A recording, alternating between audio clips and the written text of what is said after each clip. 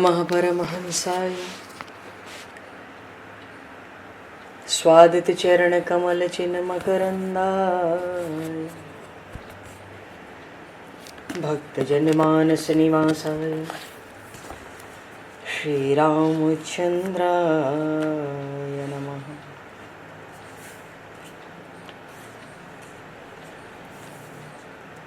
वंदे विदेहतनया पदपुंडरीकं केशौरसौरभसमाहत योगिचेतं हन्तुं प्रतापमनिशं मुनिहंससेव्यं सन्मानशालिपरिपीत परागपुञ्जम्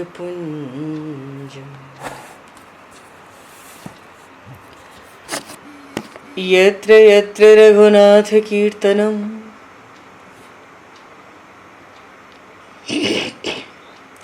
तत्र तत्र कृतमस्तकाञ्जलिं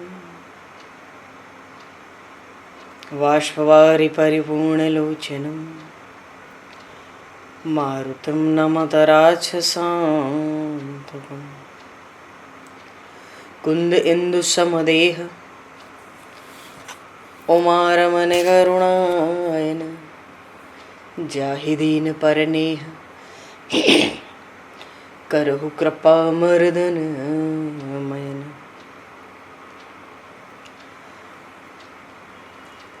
प्रहलाद नारद पराशर पुंडरीक व्यासे अम्बरीश शुक शौनक भीष्म दालभ्याम रुक्मांगद अर्जुन वशिष्ठ विभीषणादीन एतानहं परम भागवतान् नमामि। श्री सीतानाथ समारंभां श्री रामानन्दार्य मध्यमाम् अस्मदाचार्य पर्यन्तां वन्दे गुरु परम्पराम्।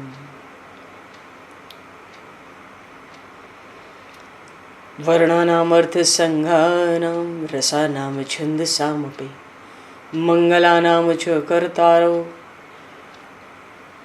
वन्दे वाणी विनायकौ।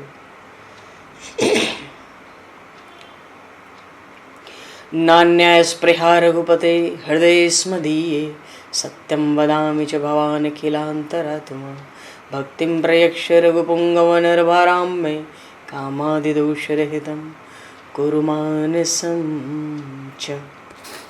भक्त भक्ति भगवंत गुरु चतुर्नाम वपु एक तिनके पद वंदन के नाशहि विघ्न अनेक। बंधु तुलसी के चरण जिनकी न्यो जग काज कल समुद्र घोरत लगो प्रगट्यो सप्त जहां। श्री गुरु चरण सरोज रज निज मन मुकुर सुधार वर्णो रघुवर विमल यश जोदायक फलचार। हरिशरण श्री राम जय राम जय जय राम श्री राम जय राम जय जय राम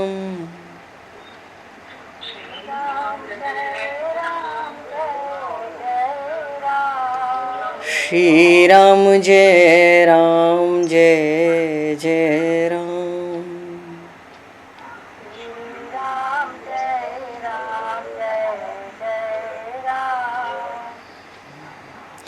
जय सिया राम जय जय हनुमान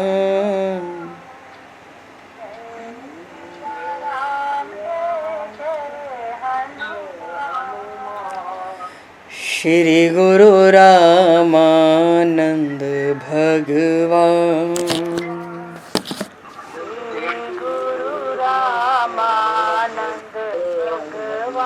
श्री गुरु रामानंद भगवान गुरु रामानंद श्री राम जय राम जय जय राम। श्री राम जय राम जय जय राम। जय सिया राम जय जय सिया राम। जय सिया राम जय जय सिया राम। जय सिया राम जय जय सिया राम। जय सिया राम जय जय सिया राम। बोली सियावर रामचंद्र भगवान की जय। संपूर्ण राम दरबार की जय। श्री अवध मिथिला धाम की जय। श्री बांके बिहारी लाल की जय। 84 कोस ब्रजमंडल धाम की जय। श्री रामचरितमानस जी महाराज की जय। श्रीमन्नाम महाराज की जय। श्री पंडरीनाथ भगवान की जय। कली पावन अवतार गोस्वामी तुलसीदास जी महाराज की जय। सब संतन की जय, सब भक्तन की जय, समस्त वैष्णवन की जय, समस्त पूर्वाचार्य चरणन की जय, समस्त संप्रदाचार्यन की जय। श्री सद्गुरुदेव भगवान की जय। गंगा मैया की जय, जमुना मैया की जय, सरजू मैया की जय, गौ माता की जय, तुलसी माता की जय, पृथ्वी माता की जय, एकादशी महारानी की जय। जय जय श्री सीताराम, जय जय श्री राधेश्याम। नमः पार्वती पते हर हर महादेव। हरिशरणम। अनंत कोटि ब्रह्मांड नायक सर्वेश्वर पूर्ण परात्पर ब्रह्म असंख्य कल्याण गुणगणलय भक्तवांक्षा कल्पतरु शरणागत वत्सल भक्तवत्सल दीनबंधु दया सिंधु श्री कौशल्या आनंद वर्धन श्री दशरथ नंदन श्री जानकी कंठभूषण भगवान श्री सीताराम जी महाराज की असीम कृपा करुणा से श्री हनुमान जी महाराज की परम पावन भावमयी सन्निधि में महापुरुषों की भावमयी उपस्थिति में एवं आप सभी श्रद्धालु भक्त वैष्णवों की मंगल सन्निधि में मानव जीवन का सर्वोत्कृष्ट फल भगवत गुणगान भगवत कथा का आनंद हम सभी श्री राम कथा के माध्यम से प्राप्त करने जा रहे हैं। सर्वप्रथम आप सभी भक्त जनों के श्री चरणों में भगवत भाव से सादर वंदन सादर नमन। आप सभी को यथा योग्य जय सिया राम, जय जय श्री राधे हरि श्याम, जय श्री राम।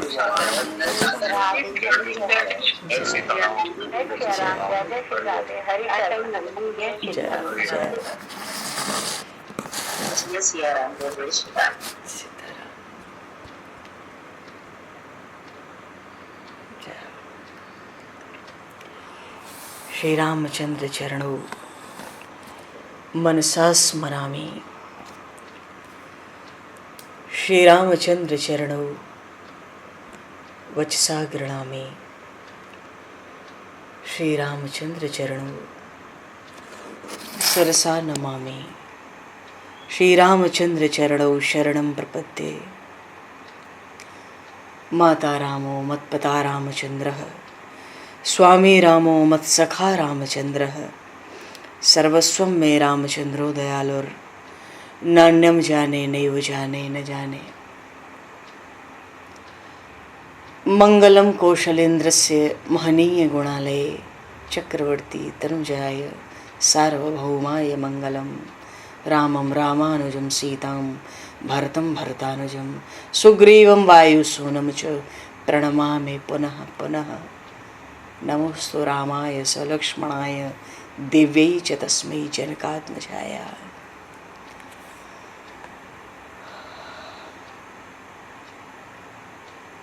हरिशरणम। पूर्व प्रसंग में महर्षि वाल्मीकि ने प्रभु श्री राम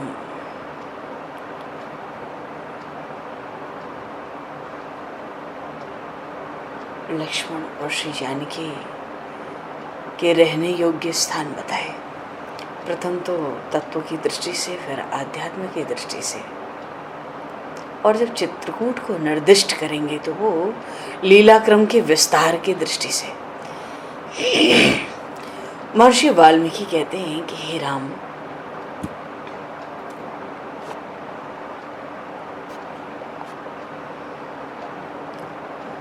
सुनहु राम अब कहु निकेता, जहाँ बसो सिय लखन समेता, जिनके श्रवण समुद्र समाना, कथा तुम्हारी सुभग सर नाना, अब भरहि निरंतर हूँ ही न पूरे, तिनके हृदय तुम कहाँ ग्रह रोरे। प्रथम तो आप वहाँ पर सभी के साथ वहाँ अपना पक्का मजबूत मकान बनाओ, और है ही जिनके श्रवण समुद्र समाना, जो अपने कानों से निरंतर आपकी कथा अमृत का पान करते रहते हैं, और ऐसा पान करते हैं कथाओं का, चरित्रों का, कि कभी तृप्ति नहीं होती। तृप्ति हो जाए तो फिर क्या है। रामचरित जे सुनत अघाही, रस विशेष जाना तिन नाई।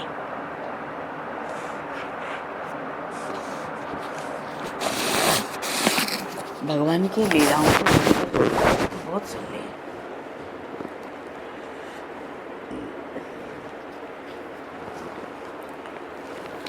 तो प्रथम तो महर्षि वाल्मीकि ने कथा की महिमा सुनाई, और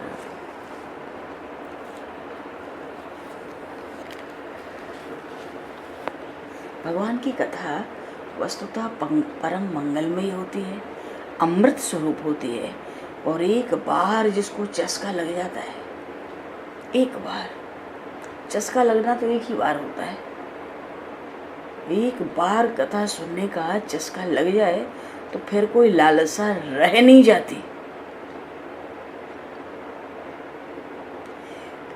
कर्म योगियों के लिए कर्म, योगियों के लिए योग,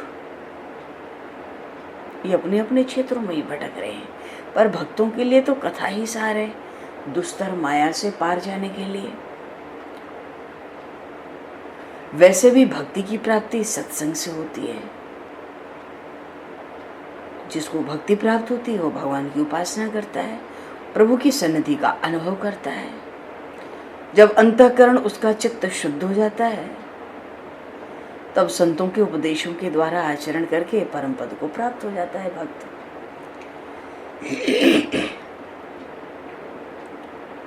तो कथा की भी प्राप्ति तो सत्संग में ही होती है। वैसे भी ये कथाएं न यत्र बैकुंठ कथा सुधा पगाह, न यत्र यज्ञेषु मखा महोत्सवाः, सुरेश लोको बिनवैश सेव्यताम्। ये कथाएं स्वर्गलोक में या अन्य लोकों में तो होती नहीं, इसलिए देवता कहते हैं कि जो भगवान के भक्त होते हैं ना, जहाँ कथा रूपी गंगा प्रवाहित न हो, जहाँ भगवान के चरणाश्रित भक्तजन निवास न करते हो, जहाँ भगवान के दिव्य दिव्य उत्सव महोत्सव न होते हो, वो भले ही स्वर्ग लोग क्यों न हो, भगवान के भक्त तो वहाँ उस स्थान का सेवन नहीं करते। भक्तों के सेवन करने योग्य वो स्थान हो ही नहीं सकता जहाँ भगवान की कथा रूपी गंगा ना हो, जहाँ भक्तों का संग न हो, वैष्णवों का संग न हो। वैसे भी न तथा पावनम नृणाम नारायण कथा यथा, और कथा सुनने का लाभ तो तभी होता है जन्मांतर भवेत पुण्यम तथा भागवतम लभेत, जन्म जन्मांतर का जब कोई पुण्य प्रकट होता है।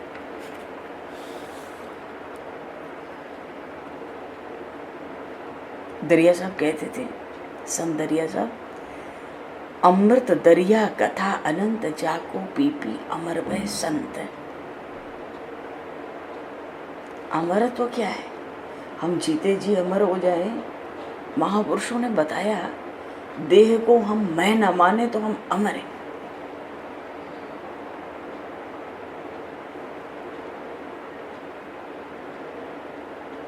राम अमित गुण सागर थाह कि पावे कोई,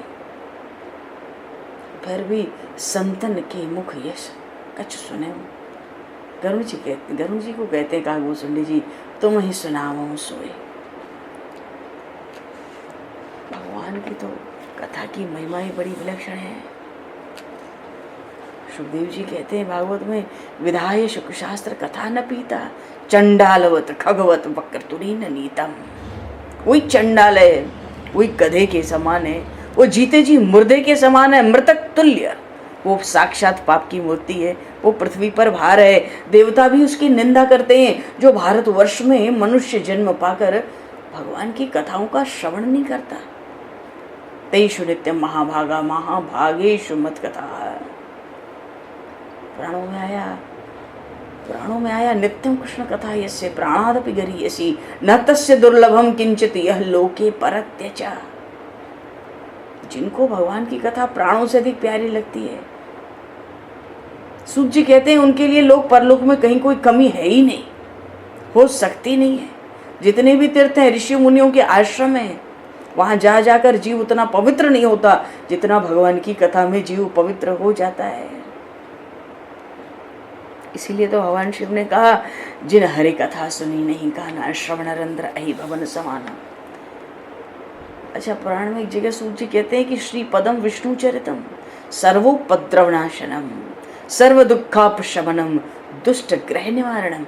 इतनी कथा श्रवण की शक्ति है। भगवान की कथा सुनने से सब अनेकों प्रकार के उपद्रव, दुख, कलेश, पाप सब नष्ट हो जाते हैं। यहाँ तक कि दुष्ट ग्रह जो हमारे जन्म स्थान में जन्म कुंडली होती है, उसमें ग्रहों की स्थिति होती है, जो दुष्ट ग्रह होते हैं उनका भी निवारण केवल कथा सुनकर हो जाता है। ऐसी शक्ति कथा में भरी है भगवान के।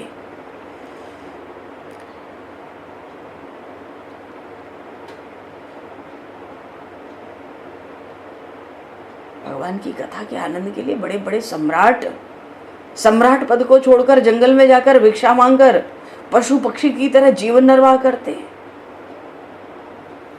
श्री जी उद्धव जी को सुनाती है। चलो, तो महर्षि वाल्मीकि ने, क्योंकि पहली भक्ति है श्रवण भक्ति, महर्षि वाल्मीकि ने कहा कि जहाँ जो निरंतर कथा सुनते हैं और कथा सुन सुनकर तृप्त नहीं होते, हे राम, वहाँ तुम्हारा पक्का मजबूत मकान है। दूसरी बात क्या कही महर्षि वाल्मीकि ने, कल भी प्रसंग आया, लोचन चातक जिन कर राखे, रही दरस जलधर अभिलाखे, तिनके हृदय सदन सुखदायक, बसहु बंधु सिय सह रघुनायक। जो रूप माधुरी के प्यासे हैं, भगवान की रूप माधुरी के जो प्यासे हैं, उनके मन मंदिर को अपना मंदिर बनाओ, अपना भवन बनाओ। जो निरंतर तुम्हारा दर्शन करते हैं, अपने नेत्रों से तुम्हारी रूप माधुरी का, रूप सुधा का पान करते हैं।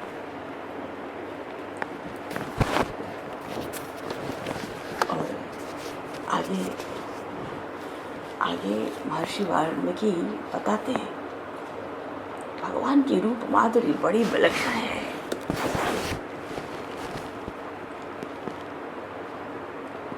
जस तुम्हार मानस विमल, हंसिन जीहा जासु।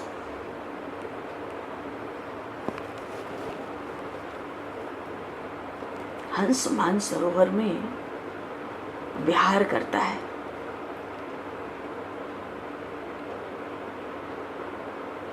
और मुक्ताहल गुणगन चुनई।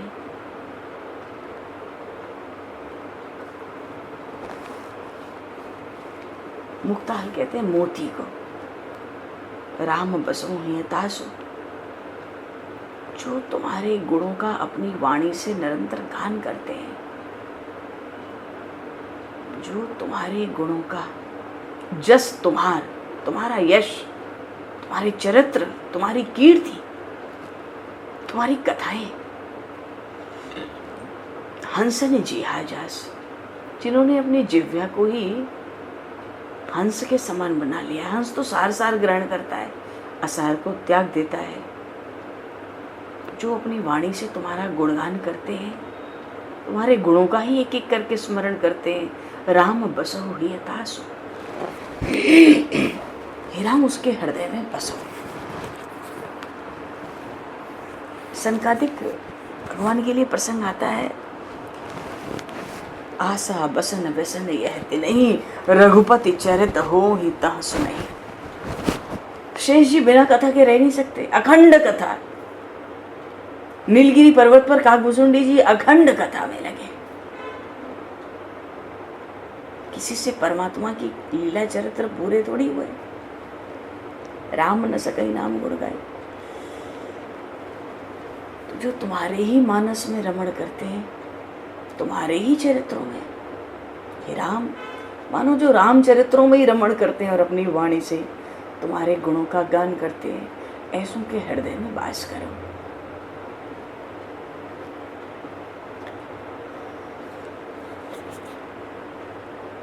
आगे महर्षि वाल्मीकि कह रहे हैं, कितना सुंदर प्रसंग है कि प्रभु कहाँ कहाँ निवास करते हैं। सहज बिना बुलाए, प्रभु प्रसाद सुचि सुभग सुभाषा। सुचि का अर्थ है पवित्र, सुभग का सुगंध। सादर जासु लहहि नित नासा। जो अपनी नासिका से तुम्हारे श्री चरणों में वक्षस्थल पर अर्पित तुलसी दल, पुष्पों के हार, तरह तरह पुष्पों की कलियों की सुगंध लेते हैं अपनी नासिका से। एक तो नासिका से पुष्प और तुलसी की निरंतर सुगंध लेते हैं, जो पुष्प और तुलसी तुम्हें अर्पित होते हैं और तुम्हें निवेदित भोजन करें, तुमको भोग लगाकर ही प्रसाद पाते। प्रभु प्रसाद पट भूषण धरें। आपकी कृपा से ही आपको वस्त्र आभूषण अर्पित करने के बाद उसी को प्रसाद के रूप में अपने शरीर पर आवश्यकता के अनुसार धारण करते हैं।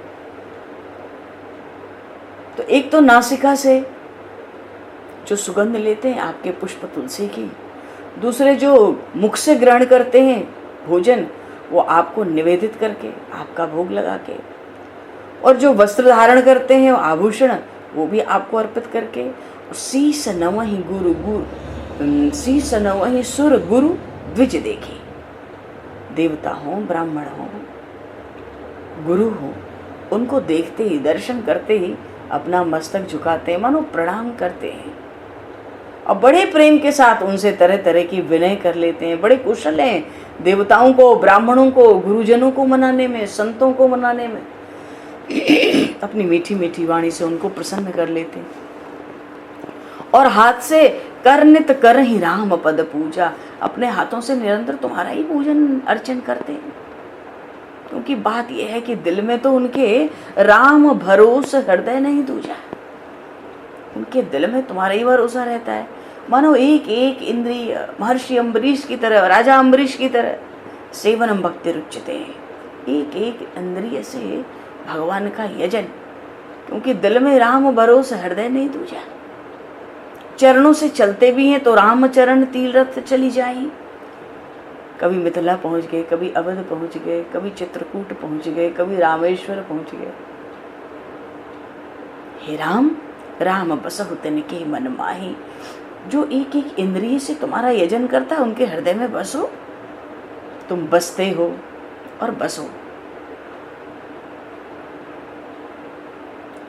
देखो भरत जी महाराज, अयोध्या कांड के आरंभ में भरत जी महाराज का चरित्र है। भरत जी महाराज बिल्कुल ऐसे हैं।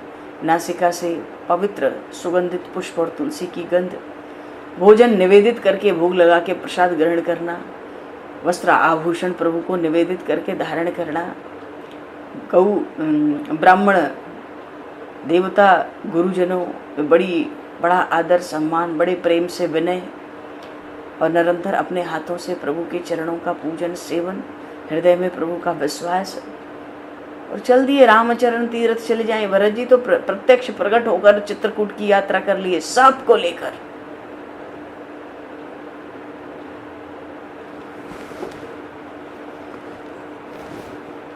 ये भगवान की जो भक्ति है, ये शुद्ध विशुद्ध भक्त के लक्षण बताए प्रभु ने यहाँ पर।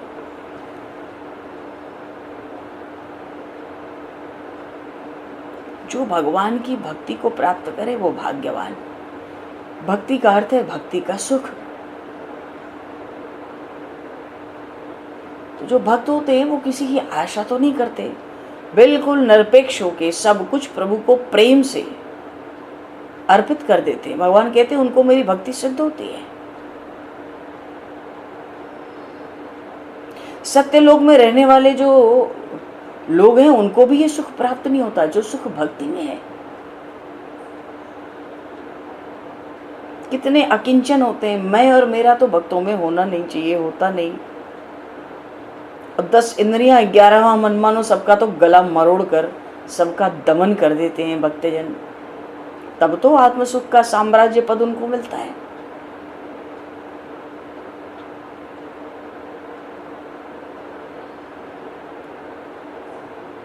चारों ओर सब जगह उसको सुखी सुख मालूम पड़ता है। जहां पैर रखता है, जहां दृष्टि डालता है, जो कर्म करता है सब सुखमय हो जाता है। मानो भक्त तो सुख की मूर्ति है। प्रभु कहते हैं जो अपना चित्त मुझे अर्पित कर दे, कहीं आसक्ति न रखे, मेरे सुख से सुखी होकर रहे,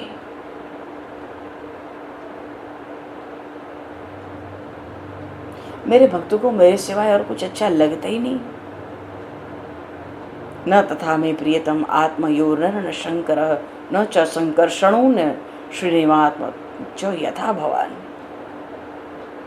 जो अनन्य भक्ति भगवान में सिद्ध करते हैं भगवान को अत्यंत प्यारे होते हैं। भगवान स्वयं कहते हैं भागवत जी में, मैं तो प्रेमी भक्तों की इच्छा करता हूँ। हे उद्धव, मैं अपने प्रेमी अनन्य भक्तों की इच्छा करता हूँ।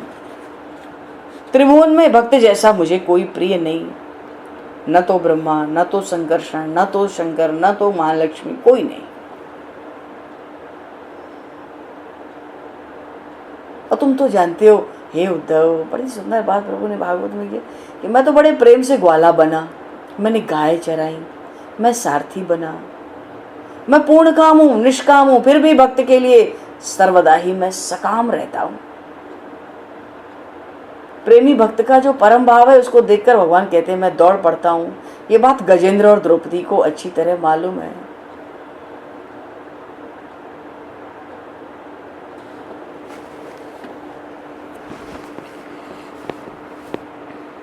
मानो भक्त की श्रेष्ठता का प्रभु विचार नहीं करते, उसके पहले ही भक्त के सेवक बन जाते। और फिर जिसको अनन्य भक्ति प्राप्त होती है वहां कोई वासना तो रह नहीं सकती। अब मार्ग में चल रहे हैं, कोई धन पड़ा हुआ है तो कोई निरपेक्ष हो, सच्चा निरपेक्ष हो तो क्या हो, उसकी इच्छा हो सकती है कि धन को देखें, उठाना तो दूर की बात है। वेद शास्त्रों को सुनकर जो भगवान का स्वरूप बताया गया कि कण कण में परमात्मा है, उसका मनन और चित्त को शांत करके उसी स्थिति में पड़े रहना, यही तो सच्ची शांति है। क्योंकि जब तक द्वैत की दृष्टि है, भेद दृष्टि है, तब तक तो विरोध रहेगा ही। तो भक्त में निरपेक्षता, किसी की अपेक्षा नहीं, और करोड़ों जन्मों के साधनों के फल के रूप में भक्त के भीतर निरपेक्षता आती है। किसी की कोई अपेक्षा नहीं, क्योंकि आशा ही परमम दुखम नैराश्यम परमम सुखम। भक्त में निरपेक्षता हो, वो चिंतन मनन करता हो, बड़ी सच्ची शांति उसको प्राप्त हो, सब जगह समदृष्टि हो, कहीं किसी से कोई बैर न हो। अच्छा, सब साधनों में निरपेक्षता बड़ी मुख्य है, उससे जीवन सरल सहज हो जाता है। और ये 5 गुण सध जाएं तो भक्त पूर्ण ब्रह्म स्वरूप हो जाता है। भगवान तो भक्तों का गुण स्वयं गाते हैं। मेरे भक्त को जाति कुल देह का अभिमान नहीं रहता, उसका अंतःकरण मेरे रंग में रंगा होता है, वो शांति का अनुभव करता है, सब प्राणियों में मुझे ही देखता है। अच्छा, सूर्योदय होता है तो सब तारे छिप जाते हैं, डूब जाते हैं। ऐसे ही भक्ति जब जीवन में प्रकट होती है तो कामादि दोष समाप्त हो जाते हैं। और फिर जिस पर भगवान का, जिसके ऊपर भगवान पर जिसका प्रेम लग गया, जो प्रेम से भगवान का भजन करता है, उसमें विषय की आसक्ति उत्पन्न हो ही नहीं सकती। उसको सहज ही संसार का कोई सुख अच्छा लगता नहीं, लग सकता ही नहीं। अब दर्पण है, उसको पोंछ देते हैं तो साफ हो जाता है। तो भक्ति करने से विषय भी घुल जाते हैं, वो रहते नहीं। अब नमक जल में डला तो तत्काल गल गया। ऐसे ही भगवान की भक्ति प्रबल होते ही विषय का जाल भी टूट जाता है, विषय का जाल रहता नहीं। जैसे जैसे भजन का अभ्यास होता है वैसे वैसे वैराग्य बढ़ता है। अंत में उसको आत्मसुख की प्राप्ति होती है। आत्मसुख की प्राप्ति का अर्थ होता है कि कण कण में परमात्मा है, वो उसको प्रकट हो जाता है, फिर उसके आनंद का कोई आर पार रह सकता नहीं। और वैसे भी भगवान की भक्ति से जो पहले के संचित पाप हैं, चलो पहले के संचित जो भी कर्म है अच्छे बुरे, और जो क्रियमाण पाप है, सब भस्म हो जाता है। अंतःकरण निर्मल होता है, ब्रह्म उसमें प्रकाशित होता है। अब कपूर अगर दीपक का स्पर्श कर ले तो क्या होगा, जली तो जाएगा। भक्ति होते ही जो पूर्व जन्मों के पाप होते हैं ना, वो सारे पाप नष्ट हो जाते हैं बिना कुछ किए। भक्ति का रहस्य बड़ा गोपनीय है। सर्वगुह्यतमं भूयः, गीता जी में भगवान ने कहा 18वें अध्याय में, सर्वगुह्यतमं भूयः। ये अंतिम मधुर कौर अर्जुन के मुख में भगवान ने यही कह के डाला है गीता जी में, सर्वगुह्यतमं भूयः। तो भक्ति का जो रहस्य वो बड़ा गोपनीय है। भक्ति की महिमा अपार है। न साधयति माम योगो न सांख्यम धर्म उद्धव न स्वाध्यायस्तपस्त्यागो यथा भक्तिर्ममोर्जिता। कोई साधन नहीं है, भगवान कहते हैं, जो मुझे वश में कर ले। कोई योग करे, सांख्य करे, धर्म करे, स्वाध्याय वेदों का अध्ययन, तप करे, त्याग करे। भगवान ने बिल्कुल स्पष्ट भागवत जी में कहा, मेरी भक्ति के बिना सब कुछ व्यर्थ है।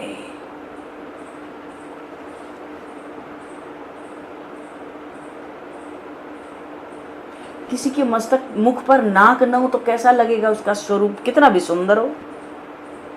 कोई कितना भी सुंदर हो, उसको मस्तक ही ना हो तो क्या, उसके तो बाकी अंग श्रेयंग सब बेकार है ना। ऐसे ही भगवान ने स्वयं कहा है, मेरी भक्ति के बिना सब साधन निरर्थक हैं। और ऐसी जो प्रभु की भक्ति है वो प्रभु की प्राप्ति कराती है। भगवान ने तो कई जगह कहा, भक्ति के अतिरिक्त दूसरे किसी साधन से मैं प्राप्त होता नहीं। भक्त्या हमें कया ग्राह्य श्रद्धयात्मा प्रिय सताम भक्ति पनाति मन्निष्ठा स्वपाका नपि संभवात। सुंदर में सुंदर श्लोक है। भक्त तो अपने एक एक इंद्रिय से परमात्मा का यजन करते हैं। सब जगह परमात्मा का भाव लाकर पूर्ण निष्ठा से भक्त भक्ति करते हैं। ऐसे भक्त भगवान ने कहा मेरी आत्मा है। बिना किसी संकल्प विकल्प है भगवान की भक्ति। तो जो बिना संकल्प विकल्प के भगवान की भक्ति करते हैं, पूर्ण निष्ठा से करते हैं, भगवान कहते हैं ऐसे भक्त तो मेरे जीव प्राण है। ज्ञानी की आत्मा मैं हूं, ये बात ठीक है, पर भक्त का प्रिय परमात्मा और पुरुषोत्तम भी मैं हूं। क्यों? मेरा भक्त, मेरा जो अनन्य भक्त है वो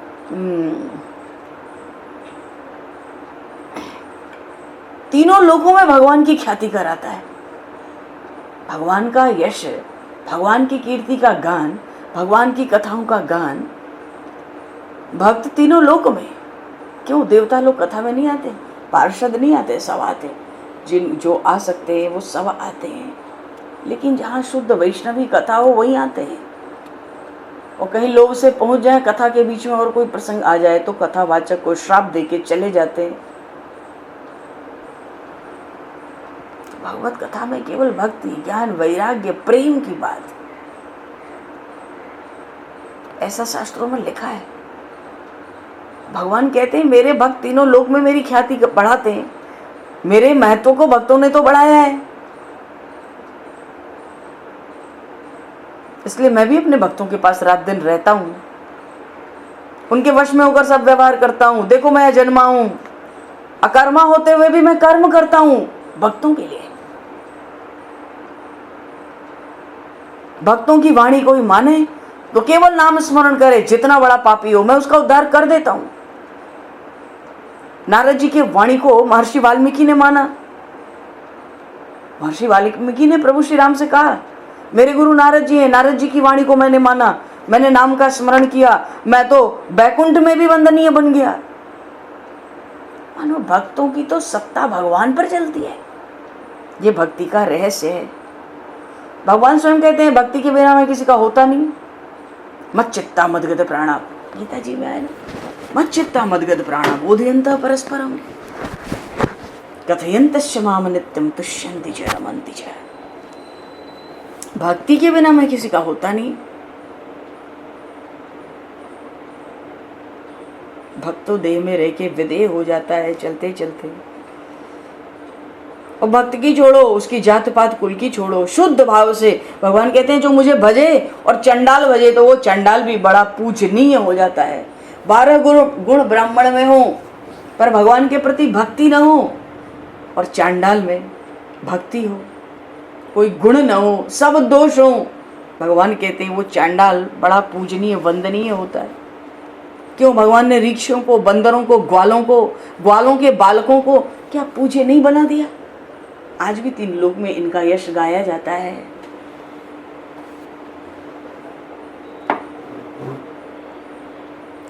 भगवान ने यहां तक कहा कि मेरे भजन से विमुख अगर कोई ब्राह्मण है तो ऐसे ब्राह्मण की पवित्रता जल जाए।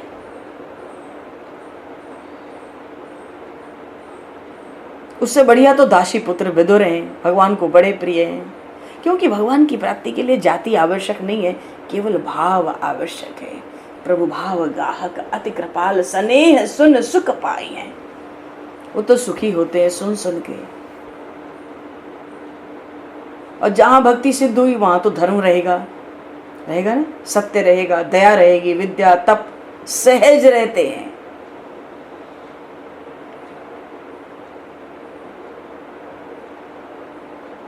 और फिर हृदय द्रवित न हो, प्रभु का नाम लेते लेते प्रेम से रोम रोम में प्रेम व्याप्त हो जाए, देह की सुध भूल जाए। जब तक ऐसी स्थिति न हो, भगवान कहते हैं ये मत समझो कि अभी शुद्ध भक्ति सिद्ध हुई है। अभी शुद्ध भक्ति सिद्ध नहीं हुई है। माने जब तक भगवान में रंग नहीं जाता ना, जब तक वैराग्य दृढ़ नहीं हो जाता, बिना दृढ़ वैराग्य के भगवान की प्राप्ति नहीं होती, शांति की भी प्राप्ति नहीं होती। शांति तो भगवान का स्वरूप है ना। प्रभु प्रसाद सुचि सुभग सुभाषा सादर जासु लहहि नित नासा, तुम ही निवेदित भोजन करहि, प्रभु प्रसाद पट भूषण धरहि। करनित करहि राम पद पूजा, राम भरोस हृदय नहीं दूजा, चरण राम तीर्थ चले जाहि, राम बसहु तिनके मन माहि। ऐसे विलक्षणता है एक एक इंद्रिय से भगवान का यजन। तो भक्तों के लक्षण भागवत में कहे गए, वाग गदगदाधर से यत् सचित्तम रुदत्त भीक्षणम हसति क्वचित, विलज्य उदगायति नृत्यते च, मद भक्ति युक्तो भुवनम पुनाति। तब न जीव और शिव की भेंट होगी, और भेंट होते ही चित्त चैतन्य के द्वारा पिघल जाता है।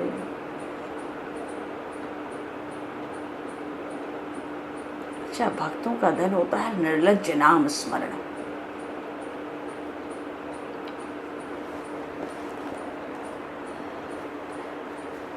एक भगवत प्राप्त महापुरुष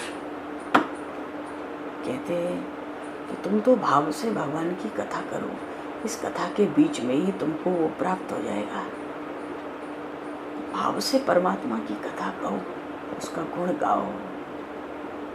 भावुकों के हाथ भगवान लगते हैं, अपने को बड़े बुद्धिमान कहलाने वालों के भगवान ने मर मिटते हैं, भगवान उनको नहीं मिलते। शुद्ध चित्त से निष्काम होकर, कोई आशा नहीं, कोई चाहना नहीं, कोई कामना नहीं,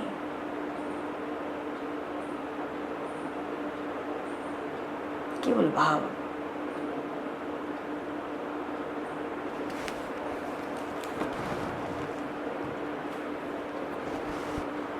श्रीमद् भगवद गीता में भी राम बसहु तिनके मन माही, जो भाव ये है कि ऐसे जो विशुद्ध भक्त हैं उनके हृदय में बसो। हाँ, ये देखो बिल्कुल ये जो चौपाइयाँ बोली हैं महर्षि वाल्मीकि ने, ऐसा लगता है गीता जी के 9वें अध्याय में भी चले भागवत से निकल के तो अनन्यास चिंतयन्तो माम ये जनाः परिभाषते तेषां नित्या विमुक्तानां योगक्षेमं वहाम्यहम्। लाजवाब बात है ना, लाजवाब बात है। मानो जिस मनुष्य ने पूरे मनोयोग से अपने चित्त को भगवान को अर्पित कर दिया, भगवान के सिवाय वो किसी दूसरे को अच्छा समझता ही नहीं, जिसको सारे जीवन का ज्ञान भगवान के नाम के ही रूप में होता है, ऐसे जो भगवान के भक्त अनन्य भाव से प्रभु का चिंतन करते हैं, प्रभु की उपासना करते हैं, भगवान कहते हैं मैं निरंतर उनकी सेवा करता हूं।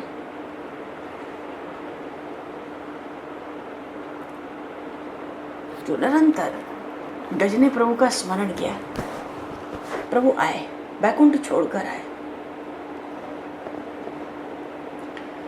जब जल में गजराज ग्राह में युद्ध हुआ घन घोर, जब जल में गजराज ग्राह में युद्ध हुआ घन घोर, हार गया गजराज तो बोला दौड़ो नंद किशोर सुदर्शन धारी हो कि महिमा भारी हो अवध बिहारी हो सुदर्शन धारी हो कि महिमा भारी हो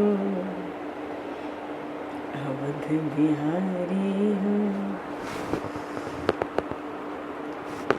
वो रह नहीं पाते भक्त बुलावे तो, जो निरंतर भगवान के यहाँ चिंतन करते हैं पूरे मनोयोग से। महारानी द्रौपदी में भी तो मनोयोग ही था ना, पूर्ण मनोयोग। इतिहास की एक ही घटना ना, उसके पहले कभी ऐसी कोई घटना हुई इतिहास में ना उसके बाद। भगवान की अनन्य भक्त हैं, फिर भी ऐसी ऐसी घटनाएं इतिहास में घटित हुई। भक्तों ने भगवान को पूर्ण मनोयोग से अपने में बांध लिया और उन प्रभु को आना पड़ा। निराधार का कौन आधार जग में, जिसका कोई आधार नहीं उसके आधार तो भगवान ही है। उसका आधार इसीलिए कोई है नहीं क्योंकि उसने अपना आधार परमात्मा को बना रखा है। निराधार का कौन आधार जग में, निराधार का कौन आधार जग में, ये प्रश्न द्रुपद दुलारी से पूछो, ये प्रश्न द्रुपद दुलारी से पूछो। भरी उनकी आँखों में है कितनी करुणा, भरी उनकी आँखों में है कितनी करुणा। जाकर सुदामा भिखारी से पूछो, जाकर सुदामा दुखारी से पूछो। कृपा कितनी करते हैं शरणागतों पे, कृपा कितनी करते हैं शरणागतों पे, कृपा कितनी करते हैं शरणागतों। भगवान का तो शरणागति का व्रत है। ऐसा थोड़ी कि केवल एक विभीषण जी पे प्रभु ने कृपा की। भगवान तो भक्तों पर कृपा करते ही हैं। अनंत करुणा वरुणालय भगवान का नाम है। अनंत विश्व ब्रह्मांड में यदि कोई करुणा प्रकट हुई है तो वो प्रभु श्री राम के हृदय से प्रकट हुई है। कारुण्य रूपम करुणाकरम तम, कारुण्य रूपम करुणाकरम तम श्री राम शरणम, श्री राम चरणम शरणं प्रपद्ये लोकाभिराम रणरंगधीरं वनेत्रं रघुवंशनाथं कारुण्यरूपं करुणाकरं तं। बता क्या कोई व्याख्या करेगा? कारुण्य रूपम करुणाकरम तम, भगवान के 24 अवतार हुए, अगर करुणामय कोई अवतार है तो प्रभु श्री राम का है। बोलिए श्री राघवेंद्र सरकार की जय। करुणा तो वहां प्रकट हुई है।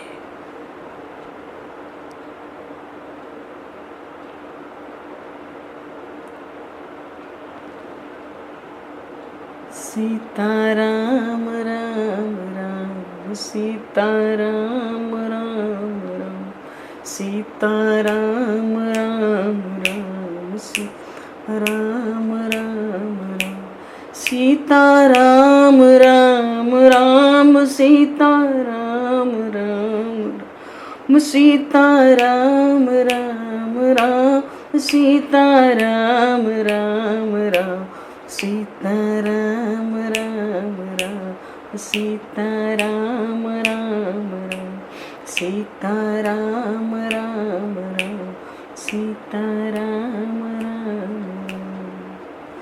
इसीलिए तो हमारे श्री जी भी श्री जानकी मैया भी प्रभु को करुणा निधान बुलाते हैं, क्योंकि उनकी इस करुणा का वो रहस्य भली भांति जानती हैं।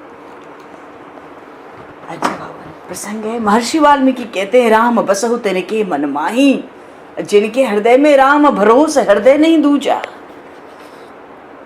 भक्त तो भगवान की उपासना का मार्ग अनन्य भक्त स्वीकार कर लेता है, और जहां उपासना का मार्ग भक्त ने स्वीकार किया, गीता जी में बात आई है अनन्यास चिंतयन्तु माम। इसलिए तो प्रभु ने कहा तेषा नित्या विभुक्तायाम तेषां नित्या विभुक्तानाम योगक्षेमम अहमयम। भगवान कहते हैं ऐसे भक्त की चिंता मुझे पल पल सताने लगती है। जो उसके मन के काम होते हैं ना, अभिष्ट कार्य, वो सब मुझे करना पड़ता है। जैसे जो पक्षिणी होती है, उसके नन्हे नन्हे बच्चे होते हैं, उन बच्चों के छोटे छोटे बच्चों के पंख नहीं निकले, तो अपने बच्चों के लिए वो पक्षिणी सब काम करती है। उनकी देखरेख के पीछे अपनी भूख प्यास भी भूल जाती है। भगवान कहते हैं ऐसे ही जो लोग मुझ पर भरोसा रखकर मेरी उपासना करते हैं, उनकी सब प्रकार से देखरेख मैं ही करता हूं। जिनको मेरी सेवा में रुचि लगती है, मैं उनको प्रेम का दान करता हूं।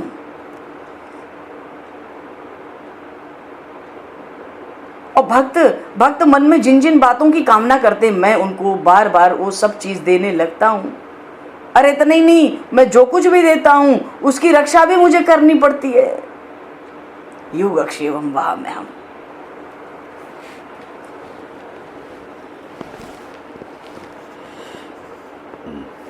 और एक बात भगवान ने कही है गीता जी में बहुत जोर देकर।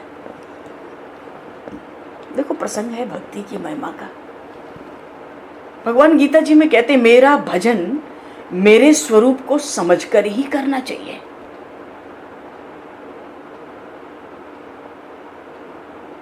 संसार का कर्म करो तो ज्ञान रूपी दृष्टि को ज्ञान रूपी दृष्टि को रखकर करो, उसकी बड़ी आवश्यकता है। ज्ञान की दृष्टि ना हो तो कर्म तो बांध देंगे, छूटने के बजाय हम और दृढ़ता से बंधते चले जाएंगे।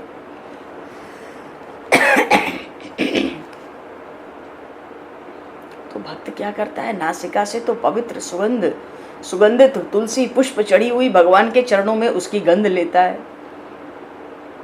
निरंतर, और प्रभु को अर्पित करके भोजन करता है। प्रभु को प्रसाद, अपने वस्त्र आभूषण प्रभु को धारण करा के प्रसाद के रूप में धारण करता है, और निरंतर प्रभु के चरण कमलों का सेवन करता है, पूजन करता है।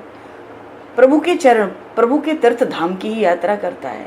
उसके हृदय में मुझे छोड़ के दूसरा भरोसा नहीं होता। गीता जी में भी भगवान ने कहा, जिनके नेत्रों ने मेरे ही दर्शन किए हैं और जिनके कानों ने मेरे ही विषय में श्रवण किया है, जिनके मन ने सिर्फ मेरा ही चिंतन किया है, जिनकी वाणी ने मेरा ही गुणगान किया है,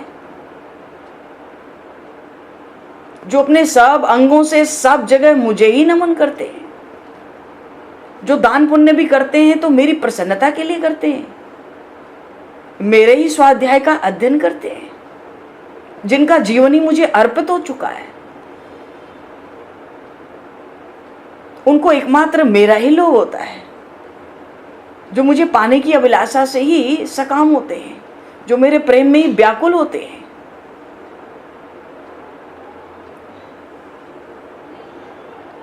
ऐसे भक्त शरीर छोड़ने के पहले ही मेरा सत्य स्वरूप प्राप्त कर लेते हैं। बोलिए श्री भक्त वत्सल भगवान की जय।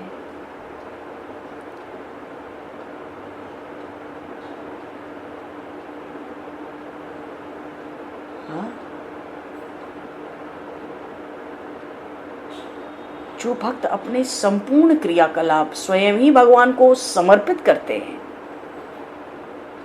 ऐसे भक्त भगवान कहते हैं, हे अर्जुन मेरे स्वरूप को प्राप्त करते हैं। गीता जी में भक्ति योग हर जगह आया है, भले वहां पे ज्ञान योग या कर्म योग की प्रधानता हो, गीता जी में भक्ति योग हर जगह प्रकट हुआ है। और भक्ति योग नहीं, भक्ति योग का मर्म रहस्य है। गीता जी बहुत सुंदर ग्रंथ है, बहुत मधुर ग्रंथ है, पर सहज स्वाध्याय है और उसको समझना बड़ा कठिन ही है ना। तो संतों की कृपा से, प्रभु की कृपा के बिना सत्य स्वरूप शरीर पूरा होने से पहले उनको प्राप्त होता है। और वैसे भी भगवान ने तो कई जगह गीता जी में कहा है, आत्मस्वरूप का अनुभव न हो तो मैं कभी किसी को प्राप्त नहीं होता। पर भैया केवल आत्मस्वरूप की प्राप्ति में, केवल अद्वैत में नहीं चल सकते, आज नहीं चल सकते। आत्मस्वरूप का अनुभव होना चाहिए, कण कण में परमात्मा है, वैसा ही व्यवहार होना चाहिए। वो व्यवहार भी भक्ति बन जाती है। पर भक्ति जिस प्रकार परमात्मा को सहज वश में करती है, दूसरा कोई साधन कर सकता नहीं। उत्तरकांड में तो काकभुसुंडी जी ऐसा ऐसा सत्संग प्रवचन किए हैं गरुण जी के साथ। और गरुण जी कौन है? गरुण महाज्ञानी गुण राशि।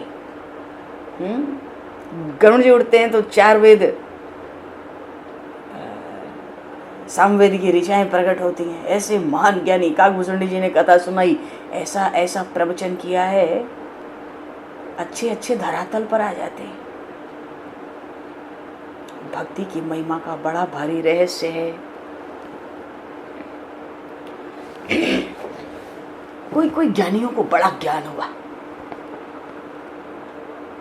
गीता जी की बात करते हैं। गीता जी का भाव है, ज्ञानियों में ज्ञान का बड़ा भारी बल हुआ, तो क्या वेदों को पार कर गए? वेदों से बढ़कर हो गए क्या? ज्ञान में कोई वेदों से बढ़कर हो गया? अब सोचे कोई कि हम तो इतना यश गाते हैं प्रभु का, मेरी शक्ति शेषनाग से बढ़कर है। तो हे मूर्ख, क्या किसी की शक्ति कथा कहने में शेषनाग से बढ़कर होगी? 1000 मस्तक, 1000 मुख, 2000 जिह्वा, और निरंतर भगवान का गुणगान, निरंतर। बेचारे शेषनाग जी इतनी जल्दी जल्दी भगवान की कथा कहते हैं, लार टपकती रहती है। पहले तो लार को पोंछ लेते थे, मुंह से पानी आता था, पोंछ लेते थे, फिर सोचते थे अरे जब तक इसको पोंछेंगे 4 चरित्र और बोल देंगे छोड़ो। ऐसे महाविषधारी शेषनाग जी की जब लार टपकने लगी कथा करते करते, तो उस लार से स्वर्ग में अमृत का कुंड तैयार हुआ। ये भगवान की कथा कहने की महिमा है।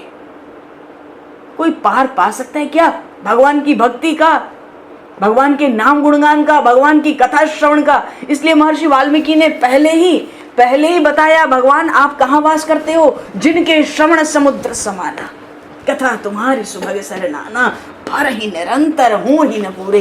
एक अरे भक्ति रसामृत सिंधु एक ग्रंथ है, उसमें श्री रूप गोस्वामी पाद जिन्होंने गोविंद देव जी को वृंदावन में प्रकट किया, बोलिए श्री गोविंद देव जी महाराज की जय। ये गोविंद देव जी महाराज अपने आजकल जयपुर की बहुत समय से जयपुर में शोभा बढ़ाए हुए हैं। श्री रूप गोस्वामी पाद ने इनको प्रकट किया वृंदावन धाम में, और इनका एक ग्रंथ हुआ भक्ति रसामृत सिंधु, और उसमें उन्होंने भक्ति के 64 अंगों का व्याख्यान किया, गुणगान गाया, भक्ति के 64 अंग, और सब में कह दिया कथा सर्वोपरि है। क्यों? कथा से ही नाम में रस आएगा, नाम में भी रस कथा श्रवण के बिना आएगा नहीं। भगवान की लीलाएं जानेंगे नहीं, गुण सुनेंगे नहीं, महिमा जानेंगे नहीं, स्वरूप समझेंगे नहीं, वहां रस आएगा कैसे? प्रथम भगत संतन कर संगा, और दूसरी रति मम कथा प्रसंगा। तो ज्ञान में कोई कितना बढ़ जाए अजी, वेदों से बढ़कर नहीं जा सकता। और गुणगान, भगवान का गुणगान करने की जितनी भी शक्ति आ जाए, शेषनाग से बढ़कर कुशल वक्ता कोई हो नहीं सकता। और वो शेषनाग भी भगवान की शैया के नीचे दबा रहता है। बोलिए श्रीमन नारायण भगवान की जय। वो शेषनाग भी शैया के नीचे दबा रहता है। प्रभु क्षीर सागर में शेषनाग की शैया पर शयन करते हैं। वाह! तो भैया ये बताओ, जहां शेषनाग की भी कुशलता, जिनसे बढ़कर कोई कुशल है ही नहीं भगवान का गुणगान करने में, तो ये बेचारे वेद भी नेति नेति कह के पीछे हट गए। अरे राम राम, ये शेषनाग की बड़ी बुरी हालत है, पीछे हट जाओ, जल्दी करो, आगे बढ़ो ही मत इनका गुणगान करने में। सामवेद में भगवान की ऐसी ऐसी ऋचाएं प्रकट भई हैं, बड़ी सुंदर, बहुत अद्भुत अद्भुत। वो वेद भी शेषनाग की हालत देख के पीछे हट गए, तभी तो वो नेति नेति करने लगे।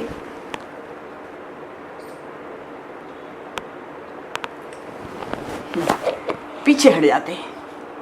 और भगवान की कथा के विषय में एक बात और कहूं, ये जो सनकादिक है ना, भगवान की कथा महिमा गुणगान के विषय में ये सबके ज्ञाता जो सनकादिक हैं, ये भी पागल बन गए। आशा बसन व्यसन यति नहीं, रघुपति चरित होहि ताहाँ सुने। दिन रात ब्रह्मनिष्ठ हैं, समाधि में लीन रहते हैं, जहां पता पड़ी कथा हो रही है पहुंच जाते हैं। आशा बसन व्यसन यति नहीं। और कोई कथावाचक न मिले तो 3 श्रोता और सनत कुमार ब्रह्मचारियों में सर्वश्रेष्ठ वो वक्ता बन जाते हैं। सब 10 दिशाएं ही उनके वस्त्र हैं, वो कोई वस्त्र धारण नहीं करते, दिगंबर। सबके पूर्वजों के भी पूर्वज हैं। श्रीमद् भगवद गीता के 4थे अध्याय के आरंभ में ही भगवान श्री कृष्ण ने अर्जुन जी को इन सनकादिकों का परिचय कराया है। सबके पूर्वजों के पूर्वज हैं और देखने में छोटे से दिखते हैं। और देखत बालक और बहुकालीना, प्रभु श्री राम ने स्वयं कहा उत्तरकांड में, देखने में तो ये बालक दिखते हैं पर ये बड़े काल से पुराने हैं, इनकी आयु का कोई हिसाब नहीं है। वो भी पागल बन गए, भगवान के गुण गाने में पगला गए। अच्छा एक बात बताओ, भगवान शंकर के समान कठोर तपस्या किसने की? करो, विचार करो। पर अंत में उन्होंने भी सब अभिमान का परित्याग करके भगवान के चरण तीर्थ उन श्री गंगा मैया को अपने मस्तक पर धारण करके शांति प्राप्त की। बोलिए श्री गंगा मैया की जय, श्री शंकर भगवान की जय, श्री गौरी शंकर भगवान की जय। उन्होंने भी तो भगवान के चरण तीर्थ को ही मस्तक पर धारण किया। अब कोई कहे संपन्नता चाहिए, तो लक्ष्मी जी से बढ़कर संपन्नता कहाँ है बताओ? लक्ष्मी जी की जो संपन्नता है वो तो लक्ष्मी ही है साक्षात। तो उनसे बढ़कर कोई संपन्न होगा क्या? किसका ऐश्वर्य, किसी का वैभव, किसी की संपत्ति लक्ष्मी जी से बढ़कर होती है क्या? और प्रभु के घर में इन श्री महालक्ष्मी सरी की सेविकाएं सेवारत रहती हैं। पता ये लक्ष्मी कौन है? इन्होंने खेल खेल में एक घरौंदा बनाया। एक घोंसला है, एक घर बना लिया खेल खेल में, उसी को देवता लोग अमरपुरी कहने लगे, अमरावती। ऐसा खिलवाड़ किया उन महालक्ष्मी ने। हाँ, जिनके आगे संपन्नता में कोई बढ़कर हो नहीं सकता। और वो ही लक्ष्मी जी जिस समय उब गई ना ये सब खेल कूद कर करके, घरौंदे बनाते तोड़ते, जो घरौंदे बनाती तोड़ती भी है, जहां संपत्ति है, धन है, लक्ष्मी है, फिर चलो उठो, उठा के पटक भी देते समय पाकर।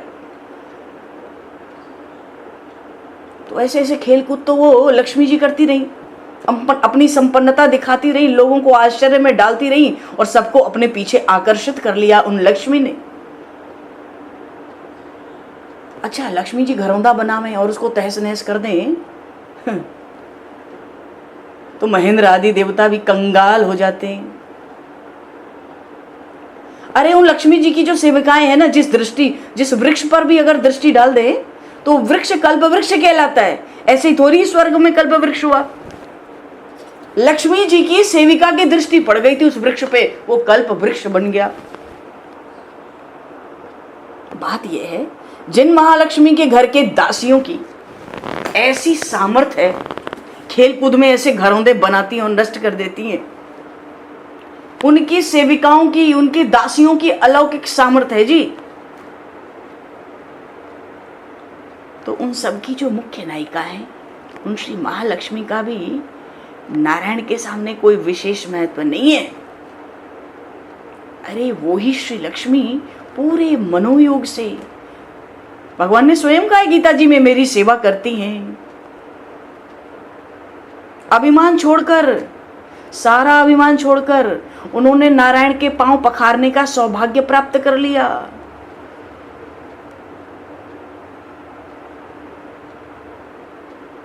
भाव यह है, अपने महत्व का तो विचार त्यागना होगा, तभी प्रभु की सेवा होती है।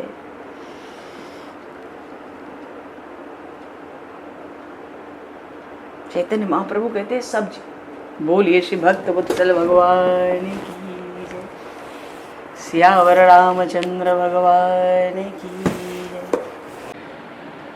श्री राम जय राम जय जय राम, श्री राम जय राम जय जय राम। बोलो प्रेम से, श्री राम जय राम जय जय राम।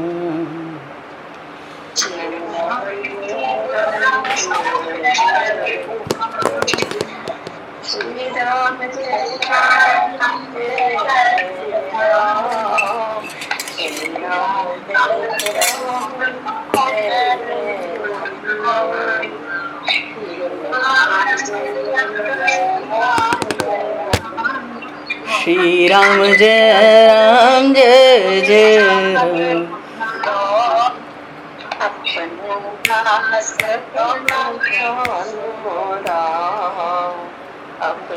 दास बना, श्री राम जय राम जय जय, श्री राम जय राम जय जय।